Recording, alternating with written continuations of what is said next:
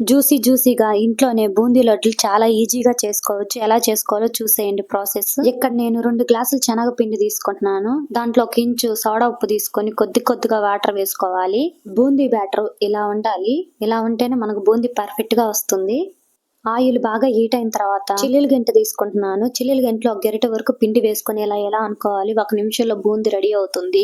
బూందీ పట్టుకుంటే పైన క్రిస్పీగా లోపల సాఫ్ట్ గా ఉన్నప్పుడు తీసి వేసుకోవాలి. నెక్స్ట్ వాయి వేసేటప్పుడు బూందీ గరిటకి వెనక ఉన్న భాగాన్ని మొత్తం శుభ్రం చేసుకొని వేసుకోవాలి. అలా వేసుకోకపోతే తోకలు పడుతుంది బూందీ. బూందీ మొత్తం ఇలా వేయించుకొని ఒక గిన్నెలో పెట్టుకోవాలి. ఇప్పుడు పాకం రెడీ చేసుకున్నాం. 2 గ్లాసుల పిండికి 2 గ్లాసులు పంచదార తీసుకోవాలి.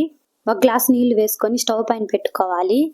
పంచదార అంతా కరిగి పాకం అనేది మనకి పట్టుకుంటే గట్టిగా కాకుండా మరీ తీగ పాకం కాకుండా ఇలా బంకలాగా అంటుకోవాలి. స్టవ్ ఆఫ్ చేసి యాలకుల పొడి కొద్దిగా పచ్చకర్పూరం వేసుకుంటే టేస్ట్ బాగుంటుంది. బూందీని వేసుకొని కలుపుకొని 10 నిమిషాలు పక్కన పెట్టుకొని చుట్టుకుంటే ఎంతో టేస్ట్ అయిన లడ్డు రెడీ.